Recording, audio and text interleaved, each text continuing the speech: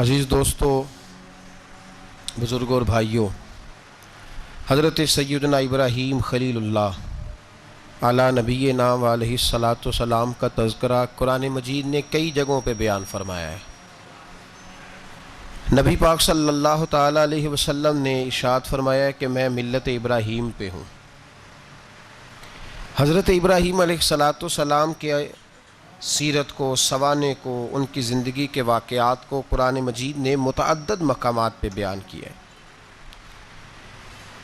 انبیاء کرام علیہم السلام 1,24,000 کم و بیش ہوئے، لیکن دین اسلام میں نبی پاک علیہ السلام کی امت میں جو مقام حضرت ابراہیم کا ہے وہ بس انہی کا ہے۔ ان کی زندگی ایک بڑی خوبصورت، بڑی منفرد اور مسلمانوں کے لیے بڑی اسوہ نور دینے والی زندگی ہے۔ نبی پاک صلی اللہ علیہ وسلم نے فرمایا، میں اپنے باپ حضرت ابراہیم کی دعا بن کے دنیا میں آیا ہوں۔ اور پھر محبوب پاک سید عالم صلی اللہ تعالیٰ علیہ وسلم نے اپنی امت میں بھی جناب ابراہیم کے طریقے کو جاری رکھا۔ صحابہ نے قربانی کے بارے میں حضور سے پوچھا، ما ہذہ الاضحیہ، یا رسول اللہ صلی اللہ علیہ وسلم یہ قربانی کیا ہے؟ تو فرمایا، سنت ابیکم ابراہیم، یہ تمہارے باپ حضرت ابراہیم کا طریقہ ہے، یہ تمہارے باپ حضرت، حالانکہ قربانی نبی پاک صلی اللہ علیہ وسلم کا بھی طریقہ ہے، لیکن فرمایا تمہارے باپ حضرت ابراہیم کے ذکر کو باقی رکھا۔ اللہم صلی علی محمد وعلی آل محمد کما صلیت علی ابراہیم وعلی آل ابراہیم، ان کے تذکرے کو باقی رکھا دین کے اندر۔ حضرت ابراہیم بڑی امتیازی شان والے نبی ہیں، بڑی امتیازی شان والے۔ رب کریم کا وہ دوست جس نے کوئی چیز بچا کے نہیں رکھی، ہر شے ہی اپنے رب کی بارگاہ میں پیش کر دی۔ چند چیزوں سے انسان کو بڑا پیار ہوتا ہے، گھر اسے بڑا پیارا ہوتا ہے۔ وہ بڑا خوبصورت ہوٹل، 5 اسٹار ہوٹل میں رہا، وہ اسلام آباد گیا، کسی سفر پہ گیا تو بڑے اعلیٰ قسم کے اس کو کھانے ملے، بڑی چیزیں ملیں، لیکن کبھی دائیں کروٹ کبھی بائیں کروٹ۔ تو ساتھ بیڈ پہ دوست تھا، تو اس نے کہا صاحب سو جاؤ، تو اس نے کہا یار جو مزہ اپنے گھر میں سونے کا ہے وہ کسی اور جگہ تھوڑی ہے۔ گھر بڑا پیارا ہوتا ہے، انسان کو لگاؤ ہوتا ہے، جس بے تکلفی سے، سکون سے، آرام سے انسان اپنے گھر میں وقت بتاتا ہے، کہیں اور مشکل ہو جاتا ہے۔ دوسرا، انسان کو اولاد بڑی پیاری ہوتی ہے، بڑی عجیب شے، نہ ہو تب بھی بڑا دکھ ہے، اور ہونے کے بعد بھی اس کی بڑی آزمائشیں، یہ بڑی ایک میٹھی چیز ہے۔ اولاد ایک بڑا عجیب سا میوہ ہے، پتہ نہیں یہ کس انجیکشن کا نام ہے کہ چھاتی پر چڑھ جائے تو اللہ سکون عطا فرما دیتا ہے، پتہ نہیں کس ٹھنڈی دولت کا نام رب کریم نے اولاد رکھا ہے، بڑی پیاری ہوتی ہے اولاد۔ پھر تیسری چیز انسان کی اپنی جان ہے، اور یہ اتنی قیمتی شے ہے کہ اللہ کریم نے فرمایا کہ اگر تیری گردن پہ کوئی آدمی پستول رکھ کے، تلوار تیرے گلے پہ رکھ کے کہے نا کہ رب کا انکار کر دے ورنہ مار دوں گا، تو فرمایا وقتی طور پہ میری ذات کا انکار کر پر جان بچا جا۔ اگر تو مرنے کے قریب ہو گیا ہے اور حرام شے کھائے بغیر تو بچ نہیں سکتا، مر جائے گا، تو فرمایا چل تو اس طرح کر، حرام کھا کے جان بچا، پر جان بچانا فرض ہے، ضروری ہے۔ وطن بڑا پیارا، اولاد بڑی پیاری، جان بڑی پیاری، پر حضرت ابراہیم سے رب کریم نے فرمایا چل ابراہیم کوئی چیز دے، تو کہا یا اللہ تینوں ہی تیرے نام پہ قربان کرتا ہوں، تیری ہوئی ساری، ہر شے تیری۔ حضرت ابراہیم نے دین کے لیے، آپ شہر بابل کے قریب پیدا ہوئے تھے، وہاں سے مصر آئے، مصر سے فلسطین آئے، اور فلسطین سے آ کر کے کعبہ آباد فرمایا۔ زندگی سفروں میں گزری، سفر ایک تکلیف والی چیز ہے، پر حضرت ابراہیم نے وطن چھوڑ دیا، گھر چھوڑ دیا۔ جان بڑی عزیز ہوتی ہے اصل میں نا، جب انسان جد و جہد کرتا ہے نا دین کے لیے، تو اس کے رستے میں بڑی چیزیں آتی ہیں، کبھی اولاد، کبھی گھر، کبھی باہر، کبھی حکومتیں، کبھی سیاستیں، کبھی چدراہٹیں، اس کے رستے میں بڑا کچھ آتا ہے، اور اسے ہر چیز کو فیس کرنا پڑتا ہے۔ گھر کے اندر بھی جنگ ہوتی ہے اور گھر کے باہر بھی لڑائی ہوتی ہے، یہ آسان ہے ہی نہیں. ہم تو خیر ہتھیار چھوڑ کے پھینکنے والے لوگ ہیں, ہم بھولے بھالے لوگ ہیں. ہم کہتے ہیں میں نے تو کہا تھا مہندی نہ کرو, پر بیٹے نہیں مانے, تو بھولے جو ہوئے. اسی طرح حالانکہ اگر وہ بیٹا کہے نا کہ ابا جی لاؤ زندگی میں سارا کچھ میرے نام کرو, تو پھر ہم بھولے نہیں ہوتے, اور اس وقت ہم تیز ہوتے ہیں, کہتے ہیں یہ کیسے ہو سکتا ہے, ہاتھ کاٹ کے دے دوں. اس وقت نہیں. دین کے معاملے میں بھولے ہوتے ہیں. بیٹا بد مذہب کے پاس جا رہا ہے تو اس وقت ہم بھولے بھالے ہیں, کوئی عرض نہیں. لیکن اگر وہ اپنی پسند کی شادی کرے ہمیں کراس کر کے, پھر ساتھ ہی ہم تیز ہو جاتے ہیں. تو حضرت ابراہیم نے جب دین کے لیے نکلے تو جد و جہد کی, گھر کے اندر بھی گھر کے باہر بھی.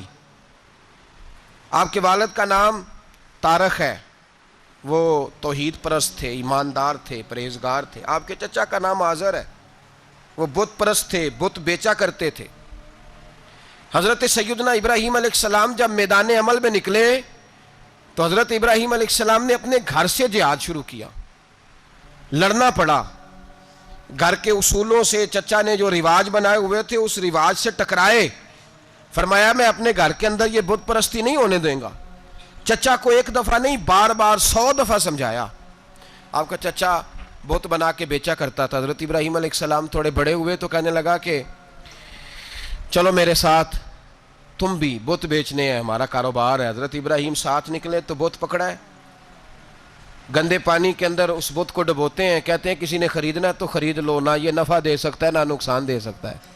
جو اپنا آپ نہیں بچا سکتا تمہیں کیا بچائے گا, خریدنا ہے تو خرید لو. چچا کہنے لگا تو کاروبار چمکا رہا ہے کہ تباہ کر رہا ہے. گھر میں بڑے معاملات خراب ہوئے, جھگڑے ہوئے, لیکن حضرت ابراہیم علیہ السلام ایک منٹ کے لیے بھی اپنے گھر کے اندر بھی کمپرومائز کرنے کو تیار. یہ تھوڑا مشکل میں نے پہلو چھیڑ دیا ہے, یہ تھوڑا مشکل پہلو چھیڑ دیا ہے.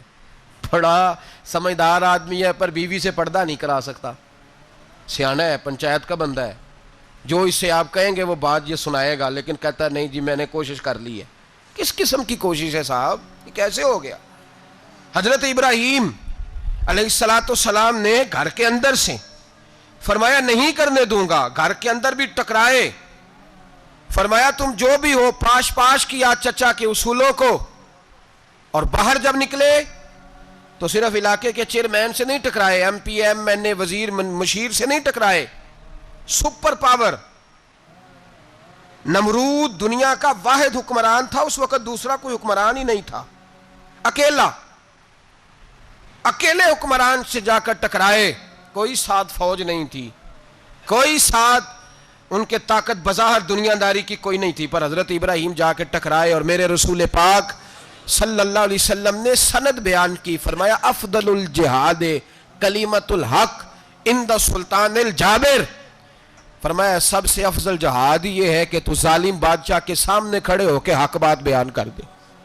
یہ سب سے بڑا جہاد ہے, یہ سب سے افضل الجہاد کلمۃ الحق عند سلطان الجابر, سب سے بڑا جہاد. حضرت ابراہیم کھڑے ہو گئے, سپر پاور سے ٹکرائے. یہاں ہم لوگ حکمتوں کا شکار ہیں, دیکھیں گے, کریں گے, سوچیں گے, اور مولوی صاحب کو ویسے کہتے ہیں آپ پرہیز کریں سیاسی باتوں سے. بھئی اللہ کے ہر نبی نے جا کے وقت کے ظالم حکمران کو لتاڑا ہے, للکارا ہے. یہ تو مشن انبیاء ہے. حضرت سیدنا ابراہیم علیہ السلام نے جو اس کو جا کے کہا کہ تو جھوٹ بولتا ہے, تو جھوٹا ہے, تو خدائی کا دعویٰ کرتا ہے, تو بہت بڑا ظالم ہے. اور قرآن مجید نے اس ساری بات کو بیان فرمایا. حضرت ابراہیم علیہ السلام سے کہنے لگا میں رب ہوں. تو آپ نے فرمایا میرا رب تو وہ ہے جو زندہ کرتا اور مارتا ہے. تو پھر آپ حق بات بیان کریں گے تو اللہ مارے گا کہ بندہ مارے گا؟ کچھ بھی نہیں ہوتا, کیونکہ زندگی موت کس کے ہاتھ میں ہے؟ اللہ کے ہاتھ میں. زندگی موت اللہ, کچھ بھی نہیں ہوتا. انسان صحیح سمت کا تعین کرے اور صحیح چلے. حضرت علی شیر خدا سے کسی نے کہا تھا کہ آپ کے بڑی دشمنی ہے, کوئی محافظ رکھ لیں. آپ فرمانے لگے موت خود بہت بڑی محافظ ہے, وقت سے پہلے آتی ہی نہیں. بڑی محافظ ہے, وقت سے پہلے. علامہ نورانی رحمۃ اللہ تعالیٰ علیہ کراچی جیسے شہر میں رہا کرتے تھے, جہاں گام گام پہ خطرہ تھا. لوگوں نے کہا حضرت اتنے بڑے لیڈر ہو, آپ کی جماعت کی 62 سیٹیں ہوئیں قومی اسمبلی میں, ایک ایسا وقت بھی آیا تو کوئی ایک آدمی بندوق والا. آپ فرمانے لگے مجھے ضرورت ہی نہیں, اس لیے کہ جس خدا رسول کے لیے میں نکلا ہوں وہ خود ہی حفاظت کرنے والے ہیں, ضرورت نہیں ان چیزوں. تو بھائی حضرت ابراہیم ٹکرائے, اور آپ کا انداز کیا ہے؟ جا کے کہا کہ تو نہیں, خدا وہ ہے جو زندہ کرتا اور اس نے ایک بیوقوفوں جیسی دلیل دی. ایک آدمی کو کل پھانسی دینی تھی تو اس کو بلایا, کہنے لگا تجھے کب پھانسی ہے؟ اس نے کہا کل. کہنے لگا جا تجھے آزاد کیا, زندگی دی, اس کو چھٹی دے دی. ایک عام آدمی بیچارہ بیٹھا تھا, اس کو پکڑ کے نا کہنے لگا اس کی گردن اڑا دو. کہنے لگا دیکھ لو میں بھی زندہ کرتا اور مارتا ہوں, وہ جو کل مرنے والا تھا میں نے زندہ کر دیا ہے, اور جس کو پتہ ہی نہیں تھا کہ میں نے مرنا ہے اسے پکڑ کے میں نے مار دیا ہے. یہ بیوقوفوں جیسی دلیل ہے. حضرت سیدنا ابراہیم علیہ السلام چاہتے تو اسی وقت دلیل توڑ دیتے کہ تو کیا بیوقوفوں جیسی بات کر رہا ہے, اگر تو زندگی دیتا ہے تو مرے ہوئے میں جان ڈال کے دے جس کو تو نے مارا ہے. لیکن حضرت ابراہیم نے دیکھا کہ بیوقوف ہے, بیوقوفوں سے بحث نہیں ہوتی, دلیل بدل لی جاتی ہے, ان کی عقل کے مطابق بات کی جاتی ہے. حضرت ابراہیم فرمانے لگے میرا رب وہ ہے جو سورج مشرق سے نکالتا ہے اور مغرب میں غروب کرتا ہے, تو اگر رب ہے تو تو مغرب سے نکال کے مشرق میں غروب کر. فبہت الذی کفر, کافر لاجواب ہو گیا, اس کے پاس اس چیز کا کوئی جواب نہیں تھا. علامہ اسماعیل حقی نے ایک خوبصورت فقرہ لکھا ہے, خوبصورت, جان ڈال دی ایک جملہ کہہ کے. حضرت سیدنا علامہ اسماعیل حقی رحمۃ اللہ علیہ فرمانے لگے چونکہ نمرود بیوقوفوں جیسی باتیں کر رہا تھا, اگر وہ یہ کہہ دیتا نا کہ میں سورج کو نکالتا ہوں مشرق سے, میں غروب کرتا ہوں معاذ اللہ مغرب میں نکالتا ہوں, تو آپ اپنے رب سے کہیے کہ وہ مغرب سے نکال کے مشرق میں غروب کرے. علامہ اسماعیل حقی فرماتے ہیں رب کریم کی آواز قدرت تھی, مالک حضرت ابراہیم علیہ السلام کے اس, اگر وہ کہہ دیتا اور حضرت ابراہیم دعا کر دیتے تو رب کریم نے فرشتوں کو تیار بٹھایا ہوا تھا. فرمایا اگر یہ کہہ دے میرے خلیل سے کہ سورج مغرب سے نکال کے مشرق میں غروب کرنا ہے تو تیار رہنا, جس طرح خلیل کہیں گے ویسے ہی کر دیں گے. واتخذ اللہ ابراہیم خلیلا, ابراہیم ہمارا دوست جو ہوا, جیسے کہے گا ویسے کر دیں گے. حضرت سیدنا ابراہیم علیہ السلام کی باتوں کا جب جواب نہ دے سکا, دلیل نہیں بندہ دیتا, پھر لڑائی کرتا ہے, پھر جھوٹے موٹے اعتراض کرتا ہے. دلیل ختم ہوتی ہے تو لوگ ذاتیات پہ اترتے ہیں, کہتے ہیں یہ کھانستا صحیح نہیں, دیکھتا صحیح نہیں. دلیل ختم, اب ذاتیات پہ اترے, کہنے لگے مجھے پتہ چلا ہے کہ یہ فلانی جگہ گیا تھا تو وہاں جا کے اس نے اس طرح کیا ہے. پھر لوگ ذاتیات پہ اترتے ہیں, جب دلیل کا جواب دلیل سے نہیں دے پاتے پھر ذاتیات پر اتر کر حملے کرتے ہیں. حضرت ابراہیم کے دلائل کا جواب نمرود نہ دے سکا تو کہنے لگا کہ اس کو آگ میں ڈال دو. قوم گئی ہوئی تھی ساری, آپ نے بات سنی ہوئی ہے, میں نے صرف اشارہ دینا ہے, میلے پہ. تو حضرت سیدنا ابراہیم علیہ السلام نے سارے بت توڑ دیے, کلاڑا بڑے بت کی گردن پہ رکھا. واپس آئے, کہنے لگے بت کس نے توڑے ہیں؟ تو فرمایا اس سے پوچھ لو جس کی گردن پہ کلاڑا ہے. کہنے لگے یہ تو بول ہی نہیں سکتا. تو فرمانے لگے بڑے بیوقوف ہو جو بولتا ہی نہیں, سنتا ہی نہیں, اپنا آپ نہیں بچا سکتا, اس کی پوجا کرتے ہو. کہنے لگے پکڑو, دلیلیں ختم ہو گئی, اس کو آگ میں ڈالو. بہت بڑی حویلی 45 فٹ مربع پہ مشتمل ایک حویلی بنائی گئی اور 45 فٹ اونچی. مختلف روایات, علامہ اسماعیل حقی کہتے ہیں کہ 3 مہینے تک نمرود نے کہا کہ اس کے اندر لکڑیاں ڈالو. لوگ پوچھنے لگے کتنی دنیا جلانی ہے؟ کہنے لگا بندہ تو ایک جلانا ہے, پر بندہ بڑا تگڑا ہے, ایک بندہ. 3 مہینے لکڑیاں ڈالی گئیں.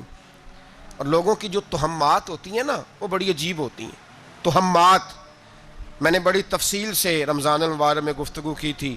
بدشگونی, تہمات لوگ لیتے ہیں.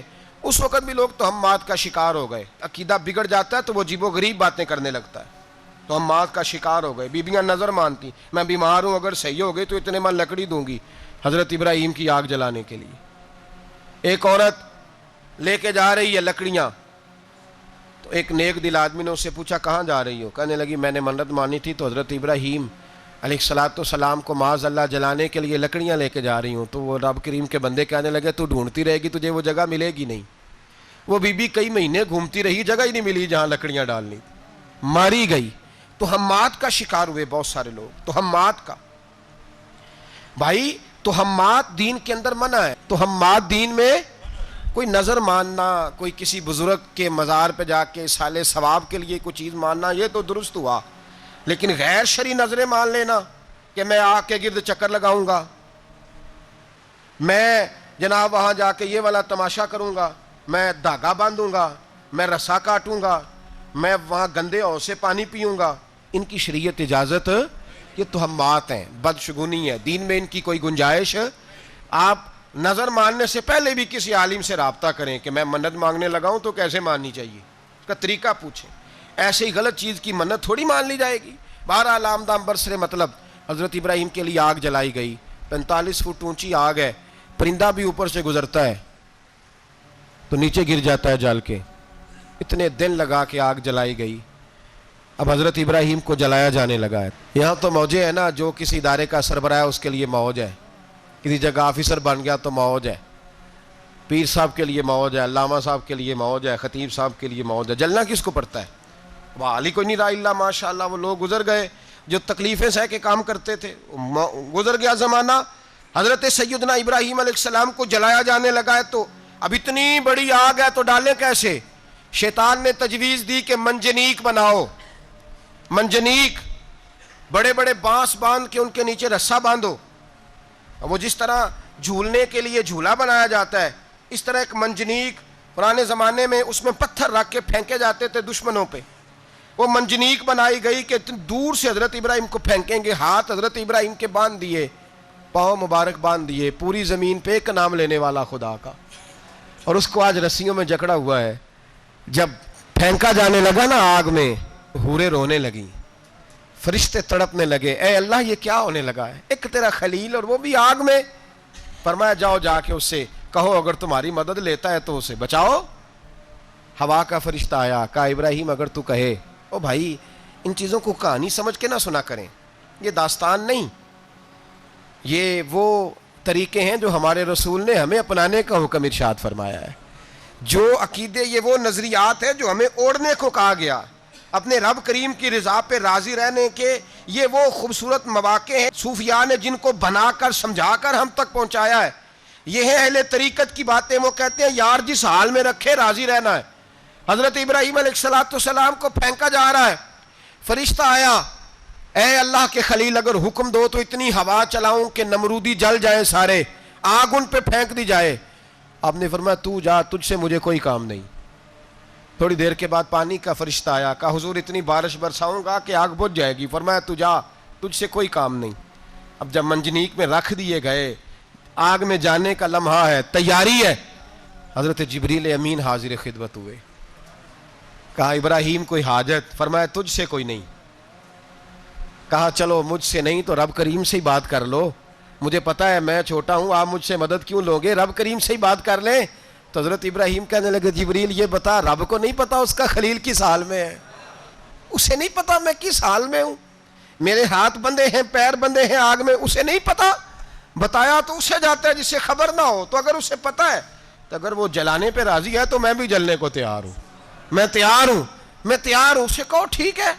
حضرت سیدنا ابراہیم علیہ السلام کو منجنیق میں ڈال کے جو پھینکا آگ میں، یا نار کونی بردم و سلاما علی ابراہیم، اللہ نے فرمایا اے آگ میرے ابراہیم پہ ٹھنڈی بھی ہو جا اور سلامتی والی بھی ہو جا۔ حضرت ابراہیم کو دو فرشتوں نے بٹھا دیا زمین پہ، پھول کھلے ہیں، کونپلیں مہک رہی ہیں، کلیاں خوشبو دے رہی ہیں۔ حضرت ابراہیم نے سر سجدے میں رکھ دیا، سبحان اللہ والحمد للہ ولا الہ الا اللہ واللہ اکبر۔ حضرت ابراہیم اللہ کی تسبیح پڑھنے لگے، رب کریم کا شکر بجا لانے لگے۔ نکلے وہاں سے، کچھ دن گزر گئے، نکلے، حکم ہو گیا ابراہیم علاقہ چھوڑ دو۔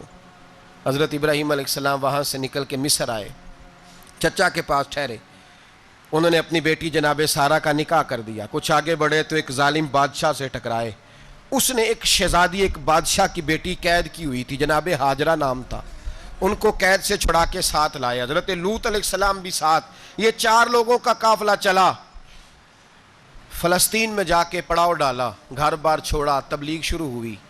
حضرت ابراہیم کے گھر میں 2 خواتین ہیں، ایک آپ کی بیوی ہیں، ایک حضرت ہاجرہ ہیں، اولاد کوئی نہیں، بڑا میوہ ہے میٹھا، گھر وہی آباد ہوتا ہے جس میں بچے روتے ہیں، گھر ہوتا ہی وہ ہے جس میں بچوں کی چنچناہٹ ہوتی ہے، بھن بھناہٹ ہوتی ہے۔ حضرت ابراہیم نے ایک بچہ روتے ہوئے دیکھا تو آنکھوں میں آنسو آئے، کہنے لگے ربی ہب لی من الصالحین، یا اللہ مجھے بھی نیک اولاد عطا کر دے۔ حضرت سارہ نے سن لیا، کہنے لگی ابراہیم شاید میرے بطن سے تو آپ کو نصیب نہیں، ہاجرہ سے نکاح کر لو۔ جناب ہاجرہ سے نکاح ہوا، اللہ تو بڑا بے نیاز ہے، رب کریم نے حضرت اسماعیل جیسا خوبصورت بیٹا عطا فرمایا. بیٹا کالا سیاہ بھی ہو تو سینے کی ٹھنڈک ہوتا ہے, پر یہ تو وہ بیٹا ہے جس کی پیشانی میں نور محمدی چمکتا ہے صلی اللہ علیہ وسلم. حضرت سیدنا اسماعیل علیہ اتنے خوبصورت. اب جس بیوی کے ہاں بیٹا تھا, بیٹھنا اٹھنا بھی زیادہ اس کے پاس, آنا جانا بھی اس کے پاس, توجہ ادھر ہو گئی. جناب سارا رشک کرنے لگی. ایک دن کہنے لگی اسے چھوڑ آ جنگل میں, وادی غیر ذی زرع مکے کے پاس. بھائی ایک بیٹا عالم دین بنا لو. کہنے لگا روٹی کہاں سے کھائے گا؟ تیرے 5 بیٹے ہیں, ایک کو حافظ قرآن بنا, کہتے روٹی کہاں سے کھائے گا؟ وہ بچہ بھی کہتا ہے میں کہاں سے کھاؤں گا. حضرت ابراہیم علیہ السلام تو چند مہینے کا بچہ چھوڑ آئے, تو کہاں سے روٹی کھائی حضرت اسماعیل نے؟ کہاں سے کھائی ان کی اماں نے روٹی؟ بھوکے مر جاتے ہیں یہ سارے.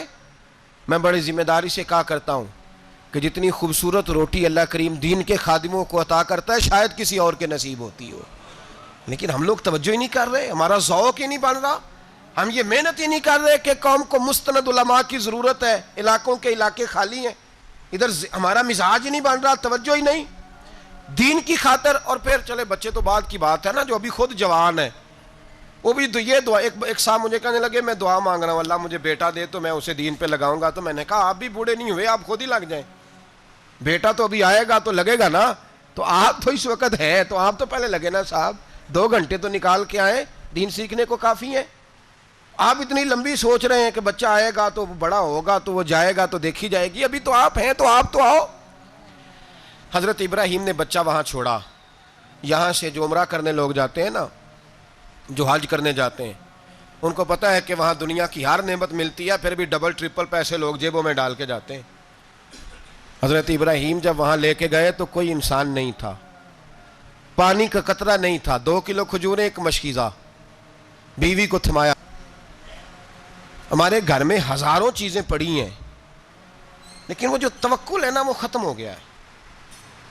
اللہ دے گا, حلال حلال پہ قناعت کرے, جائز جائز پہ بھروسہ کرے, رب کریم عطا کرنے والا ہے, وہ مزاج ختم ہو گیا. حضرت سیدنا ابراہیم علیہ السلام 2 کلو کھجوریں, ایک مشکیزہ پانی کا دے کر کے, اور وہاں بٹھایا آپ نے اپنے بچے کو اور اپنی زوجہ جناب ہاجرہ کو, اور بٹھا کر کے واپس پلٹنے لگے تو حضرت ہاجرہ سلام اللہ علیہ نے آواز دی, کہا ابراہیم کس کے سہارے پہ چھوڑ کے جا رہے ہو؟ جہاں آب زمزم کا کنواں ہے نا, جو لوگ گئے ہیں جنہوں نے صفا مروہ کی صحیح کی ہے, صفا مروہ سے باہر نکلے نا, سرکار کی ولادت کا مقام ہے, اس جگہ پہ آب زمزم کا کنواں تھا. وہاں حضرت سیدنا ہاجرہ کو بٹھایا, کوئی چیز نہیں, کوئی درخت نہیں, کوئی کھیت نہیں, کوئی پانی نہیں, کوئی کنواں نہیں, وہاں بٹھایا اور بٹھا کر کے نکلنے لگے تو جناب ہاجرہ فرمانے لگی ابراہیم کس کے سہارے پہ چھوڑ کے جا رہے ہو؟ کہنے لگی اللہ کے سہارے پہ. تو پاک باز بی بی نے ایک لفظ پوچھا, کہا ابراہیم یہ میرے رب کا حکم ہے, یہ میرے, بس جن کا عقیدہ توحید مضبوط ہو ان کے لیے ایک جملہ کافی ہوتا ہے, یہ میرے اللہ کا حکم ہے. تو جناب ابراہیم علیہ السلام فرمانے لگے ہاجرہ ہاں رب کا حکم ہے. جب یہ لفظ کہے تو چاہیے تھا نا حضرت ابراہیم تسلی دیتے, تو بی بی صاحبہ تسلی دینے لگی, عرض کرنے لگی ابراہیم اگر اللہ کا حکم ہے تو پھر آپ ہماری فکر نہ کرنا, اگر یہ رب کا حکم ہے تو پھر ہماری فکر نہ کرنا. جس رب نے ہمیں یہاں تک پہنچایا ہے وہ ہمیں کبھی بھی ضائع نہیں فرمائے گا, پھر فکر نہ کرنا. حضرت ابراہیم آ گئے, بات آپ نے سنی ہوئی ہے, اشارہ کرنا مقصود ہے. 13 سال میں چلے مان بھی لیا جائے بعض روایات کی روشنی میں کہ آتے جاتے بھی رہے, لیکن مکمل دیکھ بھال اپنے بچے کی پرورش میں پورا حضرت ابراہیم علیہ السلام کا کردار, سارا کردار ماں کا تھا. میں جب خواتین کے بارے میں کوئی بات کرتا ہوں تو میں آپ کو اکثر کہتا ہوں کہ یہ صرف بیوی کے لیے حکم نہیں ہوتا, یہ ٹریننگ بیٹی کو دینی ہے اور بہن کو دینی ہے, یہ تربیت کریں اپنے گھر میں. میں تجربے کی روشنی میں یہ بات عرض کیا کرتا ہوں کہ بھائی بچے باپ کے فرما بردار اس وقت ہوتے ہیں جب اماں انہیں باپ کا فرما بردار کرتی ہے, اور بچے باپ کے نافرمان بھی تب ہوتے ہیں جب اماں انہیں باپ کا. میں نے اپنے کانوں سے سنا ایک دفعہ ایک بچہ اپنے باپ سے کہہ رہا ہے آپ نے تو ساری زندگی باہر گزار دی, پیسے کمانا کون سا مشکل کام ہے, دکھ سکھ تو سارے اماں نے برداشت کیے, سکولوں میں وہ جاتی تھی, فلانا کام وہ کرتی تھی, فلانا کام. اب یہ سوچ اس کی ذاتی تو نہیں, یہ اس کو دی گئی ہے. اور اگر اس کو یہ سوچ دے دی جائے کہ اماں کہے کہ میں تو اپنوں میں رہی ساری زندگی, میں نے تو اپنوں میں وقت گزارا, اور تیرا باپ تو کئی دفعہ جنازے بھی نہیں پڑھ سکا، اس نے تو ماں باپ ایسے دفن کر دیے. وہ اگر یہ سوچ فراہم کرے تو پھر بچہ باپ کا فرما بردار ہوتا ہے. اور یہ والی روایتیں ہم بیوی کو سناتے ہیں، حالانکہ کس کو سنانی چاہیے؟ بولیے. بہن اور بیٹی کو. بہن اور بیٹی کو سنائیں یہ باتیں، ان کو سمجھائیں تاکہ آگے جا کے وہ جو گھر ترتیب دیں وہ گھر بڑا عمدہ اور نکھرا ہوا ہو. حضرت سیدنا ابراہیم 13 سال کے بعد آئے، چونکہ گھر میں اللہ تبارک و تعالیٰ کی دوستی کا چرچا تھا، اللہ تبارک و تعالیٰ کی محبوبیت کا غلبہ تھا. 13 سال کے بعد فلما بالغ معہ سعیا، بیٹا جب اتنا بڑا ہوا کہ سال چلنے لگا تو حضرت ابراہیم نے اپنے بیٹے کو بلا کے کہا بیٹا مجھے خواب آئی ہے، میں تجھے ذبح کر رہا ہوں، تیری کیا رضا ہے؟ تو حضرت اسماعیل کہنے لگے یا ابت افعل ما تؤمر، ابا جی اللہ جیسے حکم دیتا ہے میرے ساتھ ویسے ہی کریں، جیسے اللہ حکم دیتا ہے ویسے ہی، بولیے، ویسے ہی کریں. حضرت حاجرہ کو کہا کہ ایک دوست نے دعوت کی ہے تو وہاں جا رہے ہیں. بی بی مطمئن ہے، تفصیلات کی ضرورت نہیں، ختم بات، اعتبار ہے، مطمئن ہو گئی. شیطان پیچھے سے آیا اماں کے پاس. ذرا تھوڑی دیر کے لیے تصور جمائیے، یہاں تو پڑوسن آ کے کوئی بات بتا دیتی ہے خاوند کے بارے میں تو کئی مہینے جھگڑا جاری رہتا ہے، پڑوسن محلے دار. شیطان نے آ کے بتایا لفظ کیا ہے؟ کہا حضرات تمہیں پتہ ہے کہاں جا رہے ہیں؟ کہا دوست کی دعوت میں. تو کہنے لگے دوست کون ہے؟ رب کریم. اور ابراہیم کا خیال ہے کہ اس رب نے مجھے حکم دیا ہے کہ میں ذبح کروں. تو حضرت حاجرہ کہنے لگی کبھی باپ بھی بیٹے ذبح کرتے ہیں؟ تو شیطان کہنے لگا ان کا خیال ہے کہ ان کے رب نے حکم دیا ہے. تو جناب حاجرہ فرمانے لگی اگر رب نے حکم دیا تو پھر تو مجھے شیطان لگتا ہے، تو مجھے شیطان لگتا ہے. کہا کیا مطلب؟ فرمانے لگی اگر رب کریم کا حکم ہے تو میرے پاس ایک اسماعیل ہے، اگر 1000 بھی ہوتے میں سارے اللہ کے راستے میں پیش کر دیتی. مالک کا ہی تو ہے سارا کچھ، اسی کا ہے، اس میں لیت اللہ کی کیا گنجائش؟ حضرت سیدنا ابراہیم علیہ السلام نے بیٹے کے حلق پہ چھری رکھ بھی دی اور چھری چلا بھی دی، رکھ بھی دی اور وہ تو اللہ کریم نے فرمایا یا ابراہیم قد صدقت الرؤیا، ابراہیم تو نے خواب سچا کر دکھایا ہے، وہ قیامت تک تیرا نام رہے گا. حضرت ابراہیم نے وطن بھی دیا، جان بھی دی، بیٹا بھی. اللہ کریم نے دمبے دیے، فرمایا یہ فدیہ ہے. اب یہ قربانی قیامت تک حضرت ابراہیم کے طریقے کے مطابق جاری ہے. حضرت ابراہیم بہت بڑے مہمان نواز تھے، بہت بڑے. آپ جب مصر میں قیام تھا تو بڑے بڑے لمبے چوڑے لنگر پکتے تھے، لوگ آیا جایا کرتے تھے، بڑا تفصیل کے ساتھ کھانا ہوتا تھا. مہمان نوازی آپ کی خاص صفت مبارکہ ہے. ہمارے ہاں بھی مہمان نوازی ہوتی ہے امیروں کی، بلکہ اب تو مہمان نوازی اس طرح کی ہے کہ کل تیری میرے پاس دعوت ہے اور پرسوں میری تیرے پاس ہے. وہی امیروں میں وہ چکر رہتا ہے، پارٹیاں دوست ایک دوسرے کو ڈالتے ہیں، تیری طرف پارٹی تیری طرف. اور اسی انداز میں اب یہ عید آئے گی نا، ٹکا پارٹیاں ہوں گی جگہ جگہ. اور لوگ سوال پوچھنے لگے ابھی سے، کہتے ہیں قربانی کا کتنا گوشت گھر رکھنا جائز ہے؟ قربانی کا کتنا گوشت گھر رکھنا جائز ہے؟ سارا ہی جی. اس لیے فریزر لے لے، فریج سے نہیں کام چلے گا. سارا ہی جہاز گھر رکھنا سارا ہی جائز ہے، رکھ لیں. او خدا کے بندے، قربانی وہ بندہ دیتا ہے جو سارا سال ہی گوشت کھاتا ہے. صحیح کہہ رہا ہوں؟ قربانی صاحب نصاب، صاحب استطاعت بندہ دیتا ہے نا، تو وہ سارا سال ہی گوشت، تو سارا گھر میں رکھنا بھی جائز ہے، لیکن سارا دے دینا بھی. تو جو آ رہی ہے اس پہ کیوں توجہ کرتے ہو؟ جو دوسرا جائز ہے اس پہ کیوں نہیں عمل کرتے؟ سارا تقسیم کر دیں، بات ختم ہوئی. یقین کریں محرم میں جا کے دوست ٹیلی فون کر کے سوال پوچھتے ہیں، کہتے ہیں صاحب سنا ہے قربانی کا گوشت محرم میں کھانا جائز نہیں. میں کہ نہیں، ربیع الاول چ بھی جائز جے، رجب رمضان تک کھاؤ، کوئی بندہ نہیں منع کرتا. اس لیے کہ کسی کو دینا تو پسند ہی نہیں. یا پھر اس میں سے جو خاص چیزیں ہیں وہ اپنی فریج میں اور باقی جو ہے وہ دوسروں کے لیے. یہ کیا طریقہ ہے ہمارا؟ اور اسی پہ عمل ہے. اللہ تبارک و تعالی ہمیں سمجھنے کی توفیق عطا فرمائے. حضرت ابراہیم بہت بڑے مہمان نواز تھے. صرف قربانی نہیں دیتے تھے، سارا سال بہت سارا لنگر، بہت سارا کھانا پینا، بہت ساری چیزیں جاری رہتی تھیں. اور جتنے غریب لوگ تھے فلسطین کے، ان کو پتہ تھا کہ حضرت ابراہیم علیہ السلام کا لنگر جاری ہے. فلسطین میں جب آپ کا قیام تھا، ایک دفعہ ڈھیروں مہمان آ گئے اور کھانے کو کوئی چیز نہیں. حضرت سارہ اور جناب حاجرہ دونوں اس وقت موجود تھیں. وہ کہنے لگی ابراہیم بہت سارے مہمان آ گئے تو کیا کریں؟ جناب سارہ کہنے لگی کس طرح کر کے ان کی مہمان نوازی کرنی؟ اور حالات یہ ہیں کہ قحط پڑا ہوا ہے فلسطین میں، مصر میں، دور دراز علاقوں میں. تو حضرت ابراہیم کہنے لگے یہ اللہ کے مہمان ہیں اور ہمیں رب کریم کا بندہ سمجھ کے آ گئے ہیں، اللہ ہی بندوبست کرے گا. فرمانے لگے میرا مصر میں ایک دوست ہے، وہ قحط کے دنوں میں غلہ جمع کر لیتا ہے، میں اس کی طرف پیغام بھیجتا ہوں، مجھے امید ہے وہاں سے غلہ ملے گا. 2 3 5 اونٹ والے غلام بلائے اور ان کو کہا کہ جاؤ غلہ لے آؤ مصر کے دوست سے. وہ لوگ کہتے ہیں ہم غلہ لینے گئے، وہاں جب پہنچے تو حضرت ابراہیم خلیل اللہ علیہ السلام کا پیغام دیا تو آپ کا وہ دوست کہنے لگا غلہ تو بے شمار تھا، مجھے خبر نہیں تھی کہ حضرت ابراہیم کا پیغام آئے گا، تو میں تو سارا تقسیم کر چکا ہوں. لوگ لے گئے، اب تو کوئی شے نہیں. اب وہ خالی آ گئے 5 کے 5 اونٹ. جب خالی آئے تو حضرت ابراہیم کی حویلی کی دیواریں چھوٹی چھوٹی تھیں.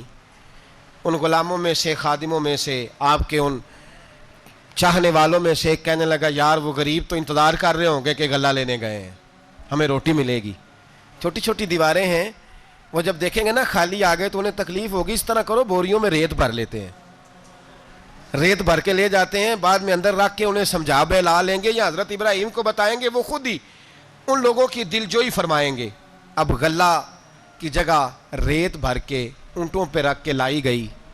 لا کے بوریاں جب رکھ دی گئیں، حضرت ابراہیم علیہ السلام دوپہر کے وقت آرام فرما رہے تھے.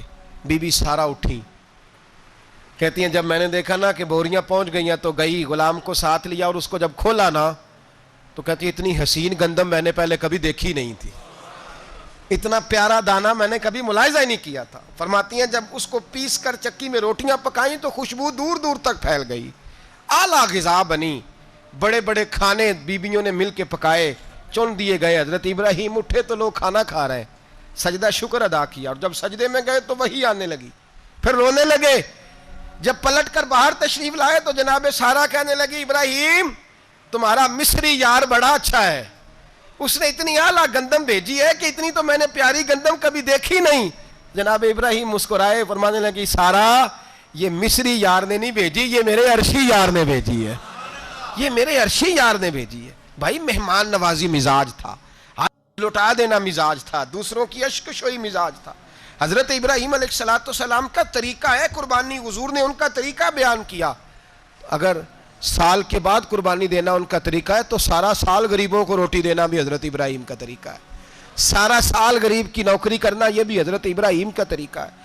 بھوکے کو کھانا کھلانا یہ بھی. میرے مصطفیٰ کریم سید عالم صلی اللہ علیہ وسلم سے صحابہ نے پوچھا حضور بہترین مسلمان کون ہے؟ بہترین مسلمان تو حضور نے فرمایا جو سلام لینے میں پہل کرے اور غریب کو روٹی کھلانے میں سب سے اچھا ہو، وہ بہترین مسلمان ہے، زبردست مسلمان. ہمارے ہاں دعوتیں ہوتی ہیں تو امیروں کی، افطاریاں ہیں تو امیروں کی، اور میرے مصطفیٰ کریم علیہ السلام نے فرمایا بدترین دعوت ہے جس میں امیر بلائے جائیں غریب نہ بلائے جائیں، وہ بدترین دعوت. حضرت ابراہیم کا طریقہ رہا ساری زندگی مہمان نوازی.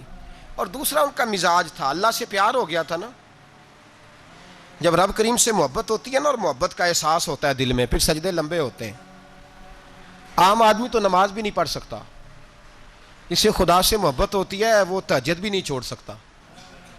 وہ یہ محبت کی بات ہے نا، جس کو پیار ہوتا ہے اس کی تہجد بھی ہے، اس کی اشراق بھی ہے، چاشت بھی ہے، اس کے عمرے بھی ہیں، اس کے حج بھی ہیں، اس کے بار بار کعبۃ اللہ کے دیدار بھی ہیں. یہ محبت الہی ہے، جوش مارتی ہے. ان لوگ سجدہ کرتے ہیں تو اٹھتے ہی نہیں، اللہ کے بندوں سے پیار کرتے ہیں اللہ کی. حضرت ابراہیم کو رب کریم سے اتنی محبت تھی، اتنا پیار تھا کہ وہ آپ کی زندگی کے ہر پہلو سے چھلکتا تھا. ایک وقت ایسا آیا کہ اللہ تعالیٰ نے حضرت ابراہیم کو بہت زیادہ مال عطا فرمایا.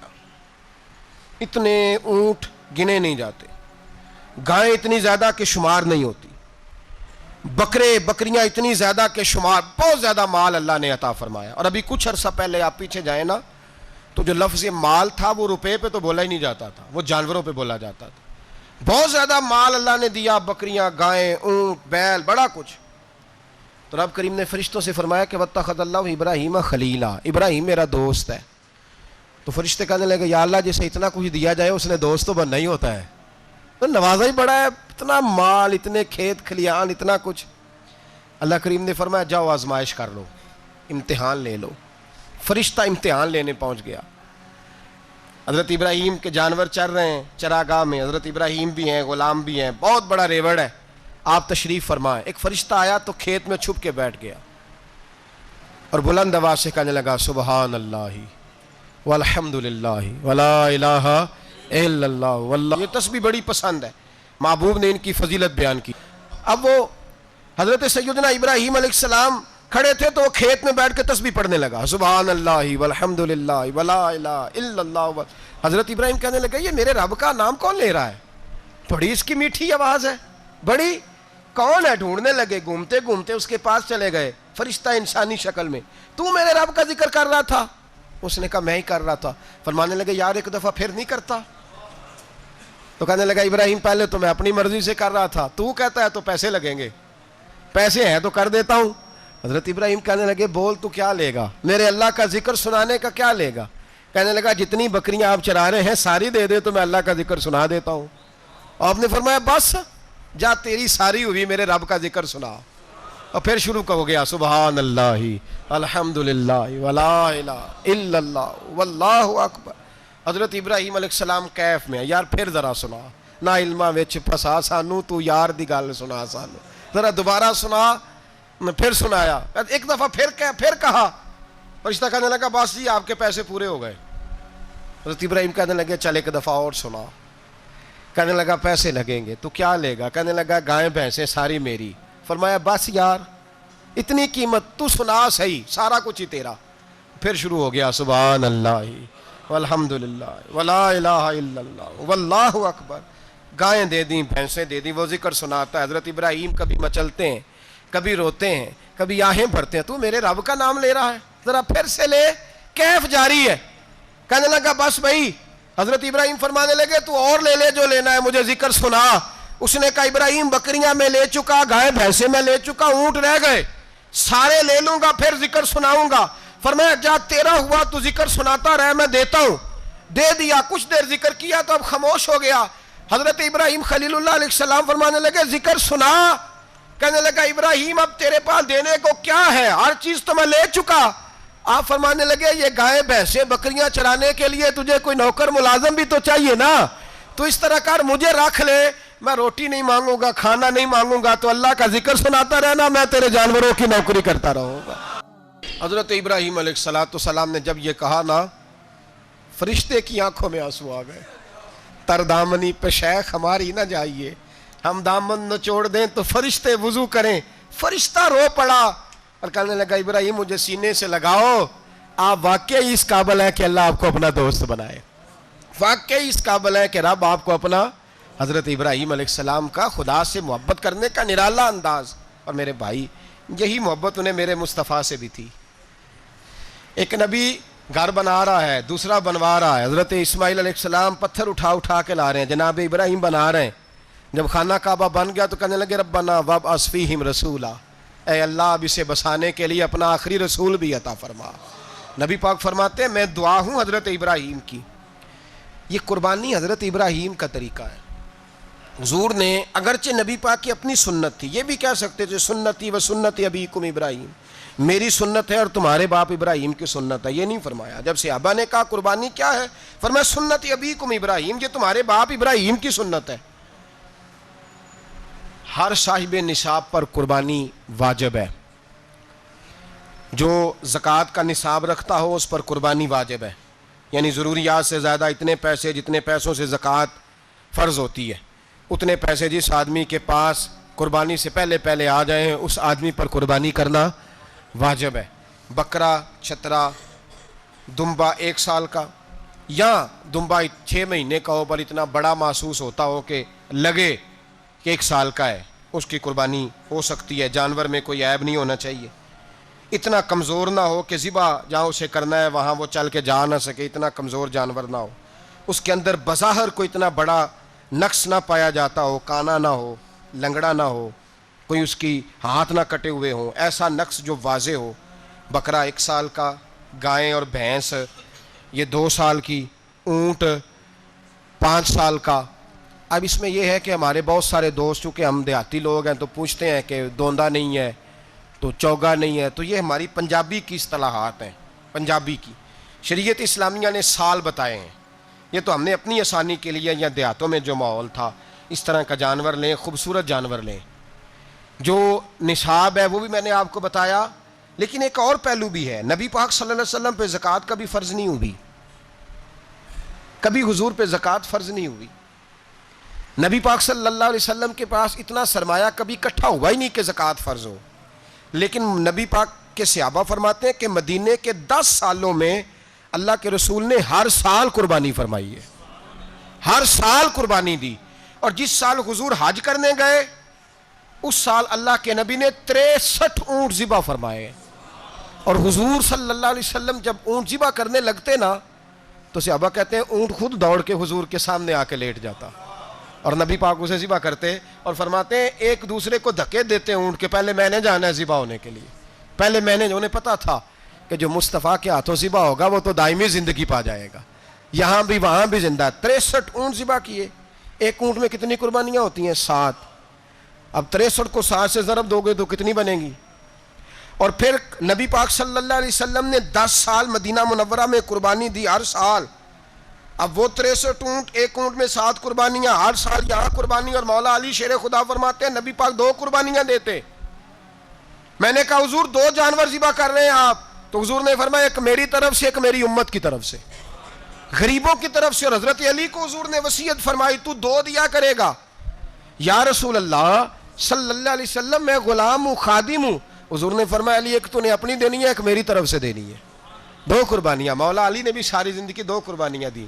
حضرت علی بھی مال کے نصاب نہیں تھے، اپنا مکان ہی نہیں تھا، کوئی کاروبار نہیں تھا، کئی دن فاقے رہتے تھے، پر قربانیاں کتنی دیتے تھے؟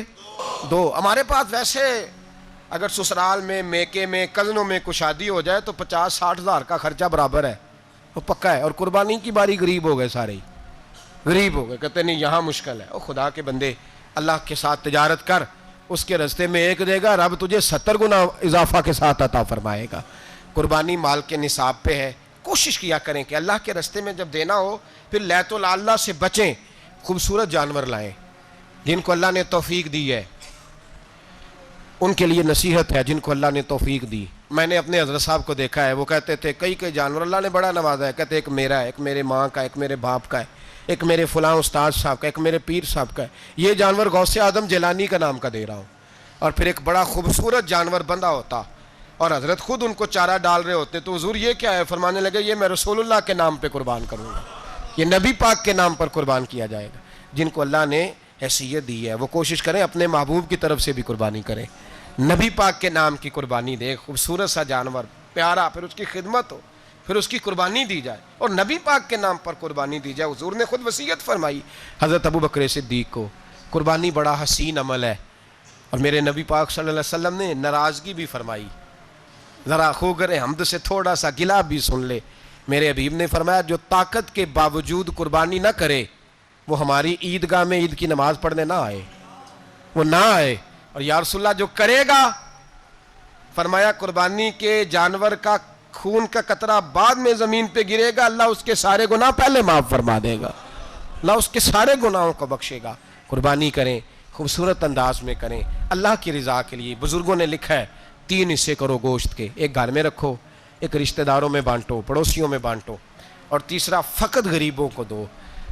لیکن میں اکثر یہ سوچتا ہوں کہ ہمارے ہاں قربانی کرتا ہی وہ ہے جن کے گھر میں ہر جمعرات کو چھوٹا گوشت پکتا ہے، اور جن کے گھر میں ہفتے میں 3 دفعہ مرغی کا گوشت پکتا ہے، وہی تو قربانی دینے کے قابل ہوتے ہیں۔ تو وہ بھی اگر قربانی کے بکرے میں سے بھی تیسرا رکھنا چاہیں تو اجازت تو ہے، میں نے کہا سارا رکھنے کی بھی اجازت ہے، لیکن اگر آپ مہربانی کریں، کوشش کریں کہ یار ہم تو سارا سال ہی کھاتے ہیں، اور ہمارے یہاں جو گوشت تقسیم ہوتا ہے نا وہ بھی باری لگی ہوئی ہے، ادھر سے پلیٹ آئی تھی گوشت کی تو ادھر سے بھر کے چلی گئی، بھئی اس نے کی ہے، اس کو بار بار گوشت دینے کا کیا مطلب ہے؟ آپ یہ دیکھیں عزیزوں میں، رشتہ داروں میں، اور میں اگر تھوڑا سا آپ کی توجہ کرانے میں کامیاب ہو جاؤں تو سفید پوش لوگوں کو دیکھیں، کچھ سفید پوش ہیں، سفید پوش جن کے اوپر قرضے ہیں، بیماریوں نے جکڑ لیا ہے، گھر میں بڑے بڑے سخت مریض آ گئے ہیں، سفید پوش پہلے دیا کرتے تھے۔ آپ ان سے پوچھتے ہیں صاحب قربانی، تو بات کو ٹالتے ہیں، وہ کہتے ہیں سوچ رہا ہوں کوئی حصہ ڈال جائے، پردہ پوشی کرتے ہیں، کہتے ہیں کہیں حصہ رکھا ہوا پردہ پوش۔ اکثر وہ لوگ قربانی نہیں دے پاتے، اکثر دیا کرتے تھے اب نہیں دے پا رہے، کیوں؟ اس لیے کہ مشکلات ایسی آ گئیں۔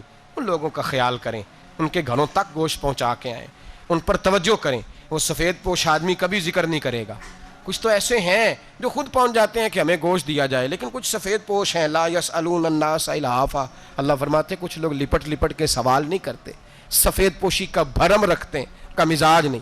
ان کی طرف دیکھیں, اپنے رشتہ داروں کو دیکھیں, خاص کر ان رشتہ داروں کو دیکھیں جن کا آپ کو پتہ ہے کہ غریب ہیں, مجبور ہیں, ان کے گھروں میں گوشت بھیجیں. غریب بیٹیوں, غریب بہنوں کا خیال کریں, اس طرف متوجہ ہوں, ان کے ساتھ اس نے سلوک کریں, اس طرف آپ لوگ خیال کریں. اللہ ہمیں سمجھنے کی توفیق عطا فرمائے.